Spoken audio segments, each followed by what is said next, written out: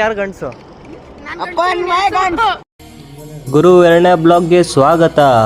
ಹೋಗ್ಬಿಟ್ಟು ಬೇಗ ಸ್ನಾನ ಮಾಡ್ಕೊಂಡು ಕಿಚನಲ್ಲಿ ಏನಾಯ್ತಂತ ನೋಡೋಕೆ ಹೋದೆ ಗುರು.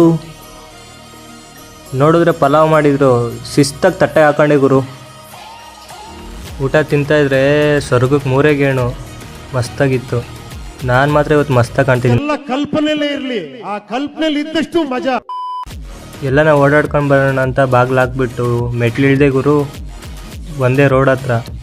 ಆಮೇಲೆ ಹೋಗ್ತಾ ಹೋಗ್ತಾ ಫ್ರೆಂಡ್ ಮನೆ ತೊಗೋಣ ಅಂತ ಅನಿಸ್ತು. ಹೋಗ್ತೆ ಹೊರಗಡೆ ಏನು ಮಾಡ್ತಾರೆ ನೋಡ್ಕೊಂಬರೋಣ, ಬರೀ ತೋರಿಸ್ತೀನಿ ನಿಮಗೆಲ್ಲ.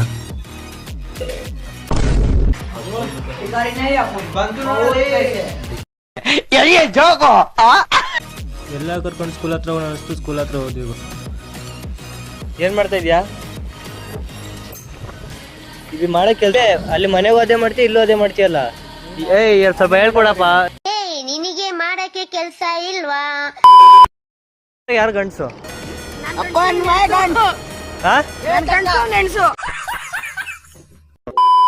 ಅಲ್ಲ ಚಕ್ಕ ಅವನು. ನಾನ್ ಗಂಡಸು, ಅವ್ನ್ ಚಕ್ಕ. ಅವ್ನ್ ಚಕ್ಕ. ಎಂಡೆತ್ತು ಬಿಡ್ತೀನಿ, ಇಡೀ ಇಕ್ಕೊಂಡು ನನ್ನ ಬಿಡಲ್ಲ.